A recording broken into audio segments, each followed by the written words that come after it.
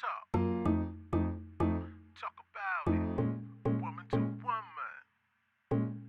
Yo, let's go. Talk about it. Talk about everything. Woman to woman. Yo, woman to woman. Let's talk. Welcome to a special Father's Day episode of Woman to Women. Of course, I'm not Pastor Deborah. My sisters aren't Pastor Deborah, but we are honored today to bring you a special edition of this show to talk about Father's Day, to talk about our Father and to help you to honor the men in your life. And of course, even the men that check this out are going to get something that really helps them to be the men that God wants them to be. And so, as I said, I have with me my sisters, Pastor MiChelle and Minister Kristina. And we're going to talk a little bit about our dad and then some other things along those lines. And so, first of all, question for you guys. What was it like growing up with someone who was not only your dad, but was a spiritual leader to many? It's a good question, Pastor André. I'll throw that right back at you. No.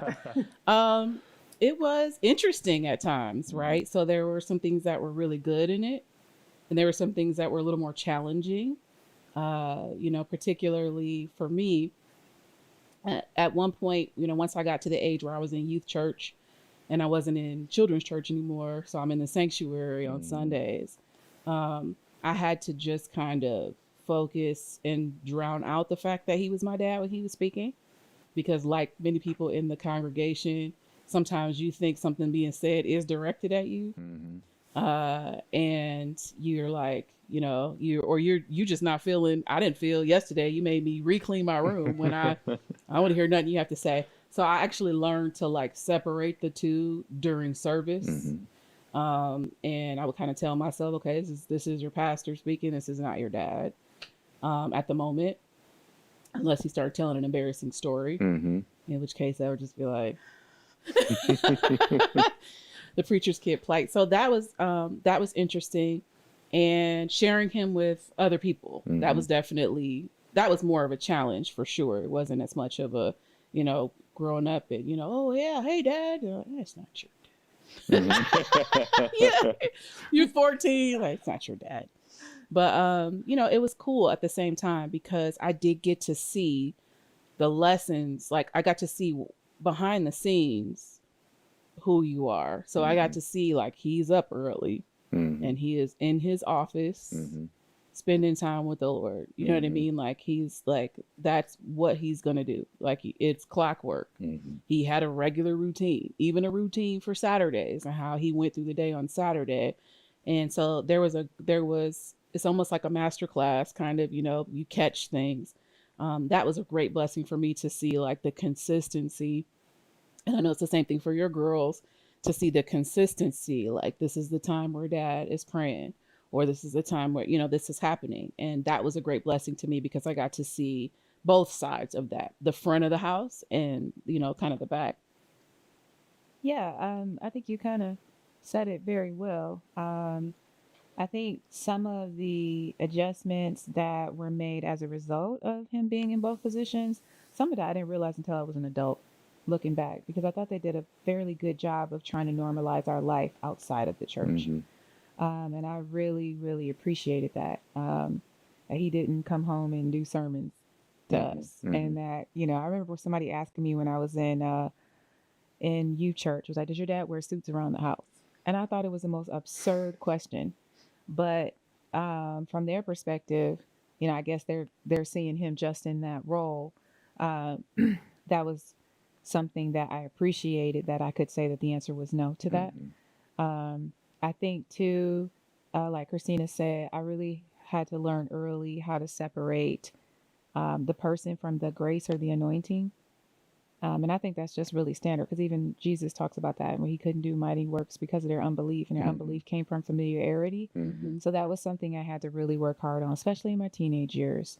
And I think, though at those times that wasn't easy, it's definitely a skill that I use a lot now. And that's really important, because regardless of who you're listening for what the Holy Spirit is saying. Right. And the enemy will always try and find distractions to stop you from hearing what it is you need to hear. Like you're praying for this answer and there it is right there, but it's not in the package you wanted it, Right. or it's not, whatever. So I think that was kind of a benefit in that sense to, that was a benefit to have to really learn to work those muscles when we were younger. Sharing them with so many other people. I was kind of in and out on that, I think. Actually, I didn't like that. I just gotta be real with that. Partially because the pastor's heart I didn't have.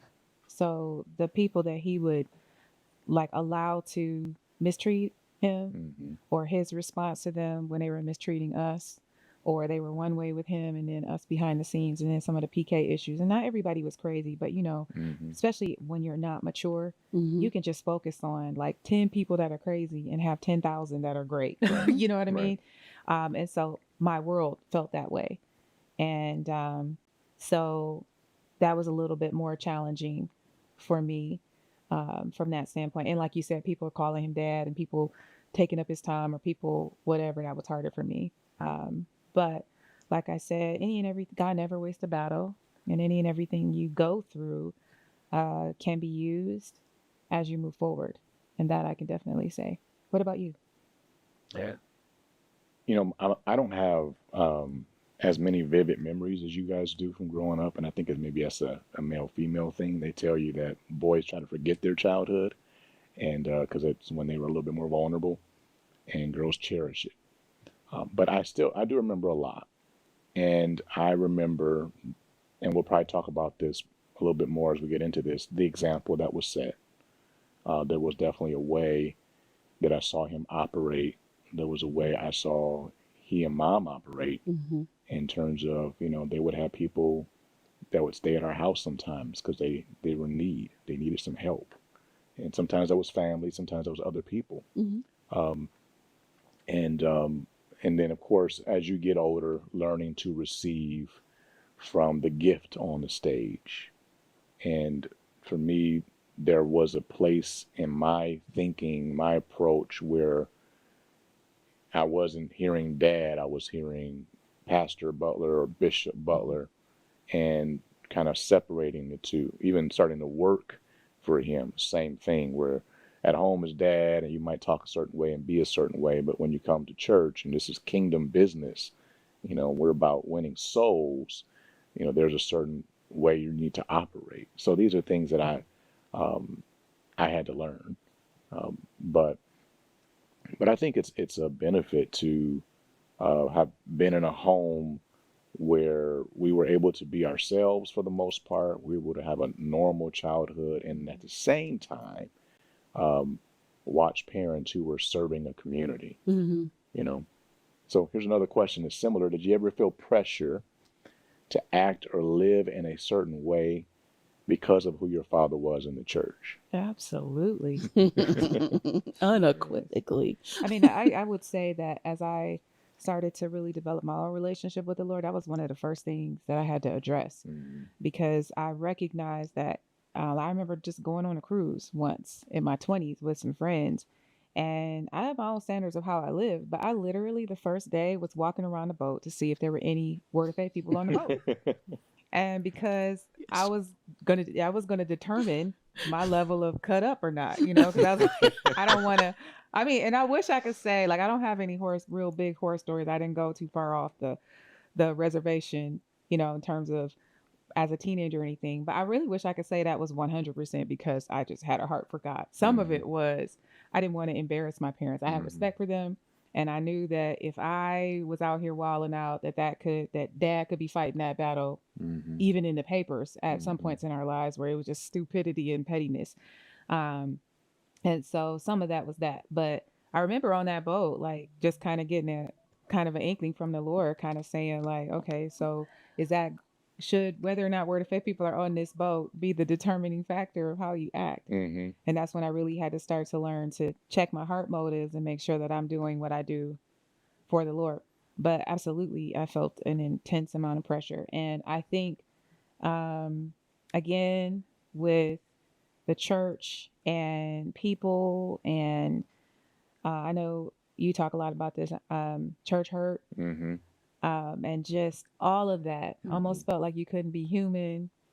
Being at the movie theater with your friends, trying to be cool, and somebody like, does your father know you're here and what you're going to see? And just And being like, what? Who are you? What is your name? I right, don't. This like is... people writing letters and lying on you, and just kind of like, I'm glad my parents, though. I remember somebody wrote a letter to dad and was saying that they saw me and a young guy, in a corner in the church inappropriately having contact with each other. And instead of them wilding out, they came and did some investigation. They asked me who I was with, and it was my cousin. Mm-hmm. So it was just a busybody. Somebody's like, "Ooh, she with a young man," but you don't know. That's like, that's my Yeah. cousin. Right. And I was glad that's how they approached a lot of that, because had they not, I think that really could have bubbled over and caused more problems for me. Yeah, I think that's the thing. I feel like they did not respond out of embarrassment when somebody brought something to them that looked bad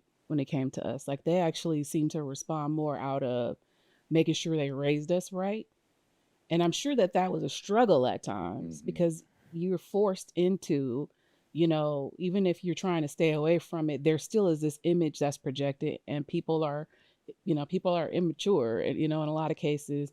And so they expect things to look a certain way.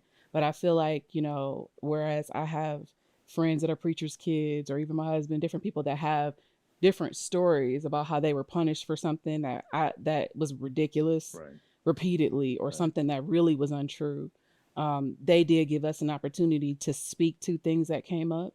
And sometimes, like by the time I was in my 20s, maybe my teens, I might have been 19 or 20, and somebody had brought up, they saw me and my boyfriend holding hands in the church or something like that. And really what it was is I was walking up some steps, and my boyfriend put his hand out to help me up the steps, like in front of, in the same area we might walk. And they mentioned it. And by then, dad was the one that they said it to. And he was like, I've given them permission to hold hands. Like I didn't know I needed that. Right. But he knew, like at that point, Right. yeah, He knew the you got a game. little more sense than Yeah. that. You know what I'm saying? Yeah. That you're not just, about to be sitting up in the church and, leaning on each other, doing a bunch of stuff Right. that looks ridiculous. Right. But yeah, no, I mean, I definitely, like MiChelle said, I definitely did feel some pressure, just based on the stereotype, right? Because I feel like people respond to the stereotype different ways. Like some people that are preachers' kids respond to the stereotype like, "Oh, preachers' kids are wild." So they're like, "Cool, I have an excuse. It's what you expect. This is what I'm gonna do."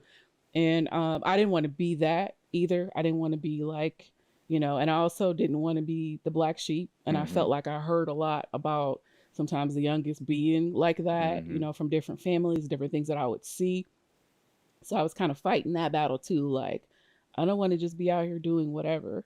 And like she said, at a certain point, I had to just make a determination. And I still have moments where I have to like check my motive. What is I'm doing something good, or I'm doing something I even might feel called to do, but what's driving me in doing it? And like, cause if I'm doing it out of someone else's expectation, or if I'm doing it out of something else, there's no credit for that. You know what I'm saying? Yeah. Like I have to make sure that my heart is right, and that because it can spin off of its axis. Right. You know what I mean? Just because my intent isn't right. So yeah, I definitely felt pressure. I definitely, I was on that cruise she was talking about, and I remember her walking around looking for fake people, and I remember cracking up laughing. And I didn't quite do it that way, but I was attentive to like who was around. And it wasn't even, like if I'm gonna order a Shirley Temple, which is a Sprite with grenadine in it, cherries, I would calculate that stuff. Like 'Cause it looks somebody bad. might think that this is a drink, so I have to think through: does that look bad? Are there people around? And making certain decisions based off of that, and not wanting to cause other people to stumble, like finding that little space. So yeah, I mean, I definitely felt pressure, but the pressure really wasn't from mom and dad. Yep. Right. And I think that's a big difference. Yeah. If it was from them, I think I would have responded differently. Oh, I most definitely would have. I think that's one of the better things that they did was, and mom was really, really good at kind of saying this to us. So she was like, I want you to go to heaven. I'm not worried about impressing people. They don't matter. Like that. And I think that was the key, that through the pressure, that we still were able to make good choices Right. and become, whole people. What would you say to that? Yeah, it's interesting when you grow up in this bubble where you're a preacher's kid, you don't realize how much it impacts everything. Yep. And I would have said um, when I was a teenager, I don't have a whole lot of pressure because of other people. I'm doing what I'm supposed to do. But I had a few moments, maybe my early 20s or so, where I didn't make horrible choices, but I made a couple of choices that I shouldn't have made. And the pressure I felt in that moment, like, oh no, what's gonna happen? Is this gonna impact the church, my dad, our reputation, on and on and on? And I realized then, like, wow, this is really like a part of my life. Like, this is my world, and I've been feeling this pressure all this time, and I understood why people would run Mm-hmm. because most people don't live under that pressure. You don't have to think about thousands of people's opinion of you and your actions or inactions impacting your whole family, your family's livelihood, your family's ministry, but you're like 17. Mm-hmm. That was not what most people have to deal with. And so I think I agree with you all in terms of the way our parents handled it was great. A lot of PKs had the opposite. Mm-hmm. One reason why PKs run is because they have pressure at home to act like they are ministers Mm-hmm. while they are kids. And we didn't have that. They made it very clear that we were to be us, that we were to live right for the right reasons, that, they were on our side versus on the side of people that maybe are, telling on us or trying to get clout, as we used to say, with them because of spying on us. They did really well in that respect, and I think that helped. Mm-hmm. So it's very real, though, and of course, I've got my three daughters a little older. You guys got your kids, and it's only helped me in some conversations um, because I'm able to just say what was said to us. I had a conversation recently, and it was like, I don't care about church folk and what it looks like in this world. I want you to be doing what you're supposed to do, Yeah. and it comes across authentic because that's how they've been raised. Mm-hmm. Because that's how we were raised. Yeah. So another question that I can ask you if you're cool with it is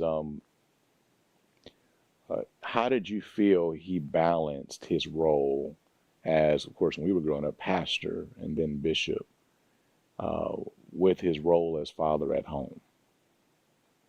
I really felt growing up he did that well. I Mhm. thought I have a couple of moments that are so marked. They're like marked into my life. Mhm. Um, Couple of things like obviously when we were growing up, the church was at the height, and it was just like all over the place. And he was busy, and then he was doing the politics thing, and so he was all over the place. And I remember that he could be in meetings with important people, the mayor, whatever, and we could interrupt. I thought that for me that was a very marked thing. And he would. I remember walking in, maybe because I was the only one busting in meetings, but I remember walking in meetings and him saying, "Excuse me, my child, they come first," and the people kind of being like, "Oh." I remember that. And then secondarily, I remember being in Rhema and I had gotten really sick, and it was just to the place where I was 18, Mhm. 18 or 19, something like that. And I was really, like, I really felt sick. So I knew my dad was flying and preaching at another church in another state. And so I reached out to my mom and I just told her, like, that I wasn't really feeling well. And I actually felt like I was going to die. And, um, and, I just told her, don't tell my dad. I just wanted somebody to know. So if you didn't hear from me for a couple of days, y'all go, what was going on?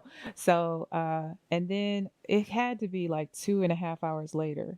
because mom is not as responsive. She's like, okay, I'm praying for you, and she hang up the phone.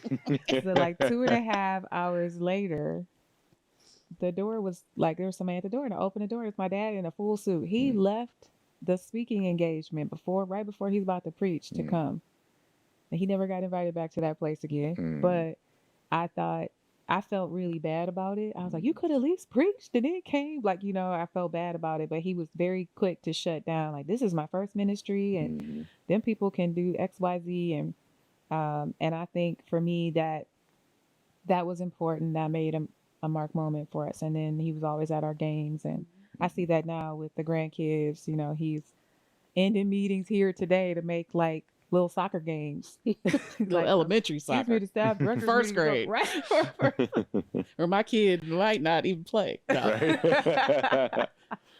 So I think that was important. And I think for balance, it's going to be different in each situation and each season. And there's some seasons where maybe not as much. But I think the most important thing, and I try and carry this with my kid, is what your first responsibility is. And that's as a parent. And you've been given this wonderful life. Right. And you got to do what you got to do to make the sacrifices, whatever you need to do to kind of, while you have that life, you have that massive impact on that life. And that's something my husband and I are making some massive decisions. I've had to make many massive decisions for our son.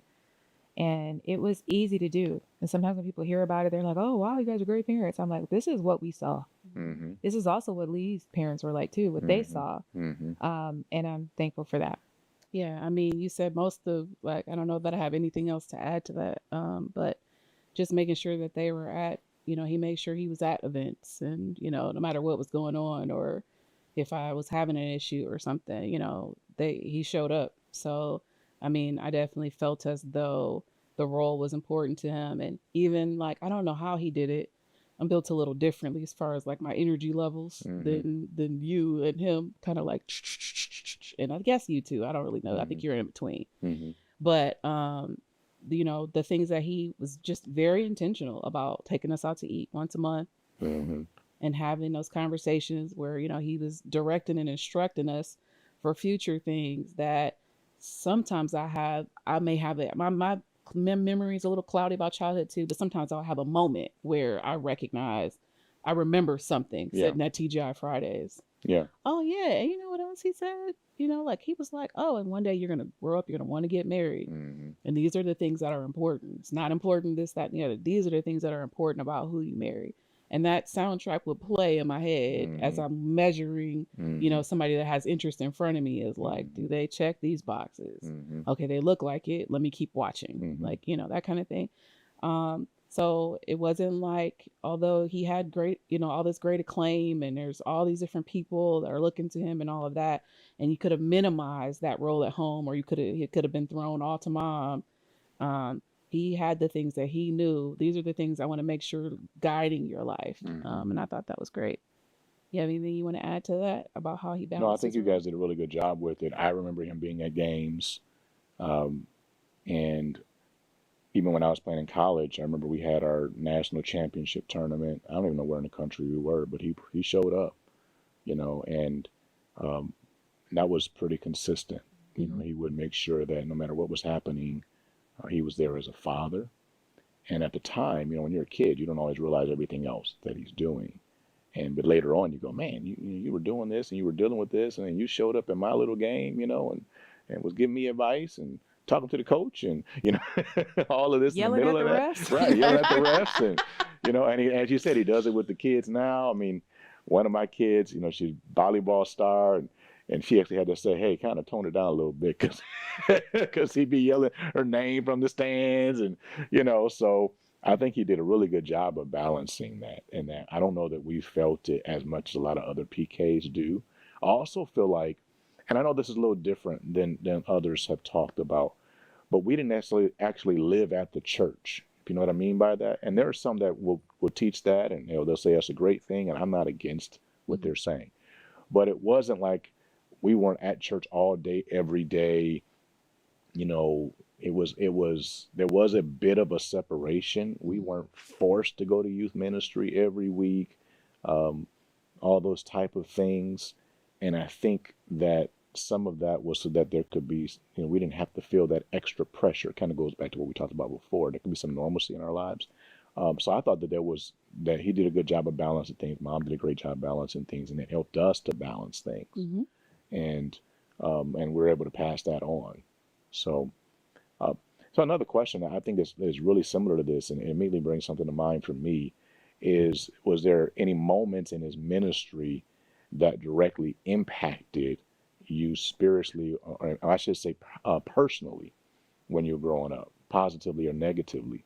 And I'll actually start with this one. So I remember being about maybe 17. We were at the Nevada church. That was the bouncing balcony. And so we used to have Sunday school, and then we come out onto the balcony. And then later on, that was just where all the young folk were. So I remember being there, and he preached this message on 1 Kings 17. And it was talking about the prophet Elijah and how God had told him to go by the brook Cherith, and he would have ravens feed him there. And he hit that word there so hard. It's like, you want to be there where God wants you to be. And that has driven my life to this day. I mean, probably the biggest thing that drives me is being there in God's perfect will for my life. Mm-hmm. And my children have probably heard me tell them that a million times. They're probably fed up with it. But there's so much truth in that you have to be there. Mm-hmm. And I got that from that moment. I remember that. And I went to church every Sunday pretty much, right? And every Wednesday, and I heard a lot of different messages. But that moment came through my father. And it has had a huge impact on my life. How about you guys? You still pondering which one you want? Okay. So, this one's tough for me because I had I had a specific message that was in mind, but I'll just have what I have. I've told this story before. When I was 16 years old, I also had the benefit of watching you guys, right? Mm-hmm. And watching the decisions you made, and you guys graciously sharing with me at times, like what you might have done differently or what you were thinking about something. So watching what you all did as far as what God wanted you to do, I made a determination. I'm going to end up doing what God wants me to do. Mm-hmm. So whether I feel ready or whether I feel, qualified or any of the rest of that, I might as well do what God's telling me to do. Mm-hmm. And so at 16, I remember junior year of high school, I came to sit down with Dad and talk to him about, I felt like, I'm called to the ministry, and I feel like I'm supposed to go to Rhema. I didn't say I feel like, but, I am supposed to go to Rhema because the Lord had told me. And it was a negative. This one is initially negative, but turns out positive. So his first response, which I completely get looking at my own kids now, his first response was,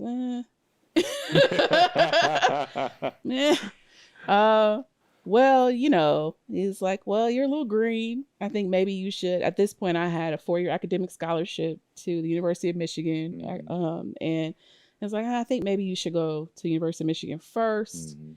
And, just to kind of, because I had a lot of growing up that I needed to do. Mm-hmm. I was the youngest. And I'll leave it at that. So there were just a lot more of that development that I needed, even just as far as paying attention to your surroundings, knowing where you're going, you know what I mean? When you're driving, like there were a lot of things that I was still not quite where I probably needed to be for various reasons. You're making me think about my daughter. Yeah, I know. Are you there yet? One in particular, but let me be careful Are you here. there now? Shut up. Oh, no. I am there now. Thank you. But no, and so I get where he was coming from. He was like, but he heard me. I mean, he didn't shoot it down. He just said, it just was enough for me to be like, all right, well, maybe I missed it. Mm-hmm. And then I remember sitting in a service in this building, because we moved into this building around my junior or senior year of high school, something like that. So I remember sitting in the sanctuary, and there was somebody else speaking. And at the time, I think Dad was sitting on a stage, and I don't know what the speaker was speaking, and I'm trying to take notes and pay attention. At this point now, I'm 17. This is the next year. I've already committed to go to Michigan. I picked my roommate, paid my enrollment fee, all that good stuff. And so I literally am sitting there, and the Lord said, I didn't tell you to go to Michigan. I told you to go to Rhema.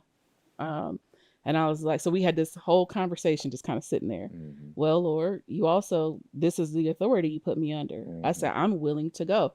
If this is what you want me to do, you're going to have to tell him. Mhm. And so then, service ends and he's coming down off the stage right around the time I'm heading out the door. And he's like, you're supposed to go to Rhema. Mhm. And I was like, yeah, I told you that last year, being the jerk that I am and probably was though. But I was like, yeah, no, I told you that last year, being a teenager and snarky a little bit. But at the same time in my heart, I was like, wow, that was fast. You know what I mean? That was really cool that he's there and he's pastoring right now and Right. he's shepherding, but he still is open to hear and receive from the Lord. And to hear something like that. And then the next day, that was it. I filled out my application, did everything or whatever. That was a very big moment for me, with him as my dad, with him as my pastor, and then even just demonstrating like God's faithfulness and his ability to speak. So that's probably the one I would say. Stay tuned for part 2 of this episode of Woman to Woman. Is there room for improvement at your house? Have the fires of marital bliss turned to smoldering embers in your marriage? Do you wonder how you and your spouse will ever see eye to eye and live together in harmony? Are financial pressures and conflicts about child raising have you at each other's throats? You don't have to have severe problems to realize there's room for improvement in your home and family life. Order your copy of Home Improvement today. In this book, Keith Butler and his wife, Deborah L. Butler, offer candid solutions from God's Word for marriages in crisis, as well as marriages caught in the doldrums of old routines and the cares of everyday life. Whether you have a family crisis or just want to enhance your family's relationships, you can improve the quality of your home life from the teaching contained in this book. Order Home Improvement by Bishop and Pastor Deborah Butler today. Available now at eStore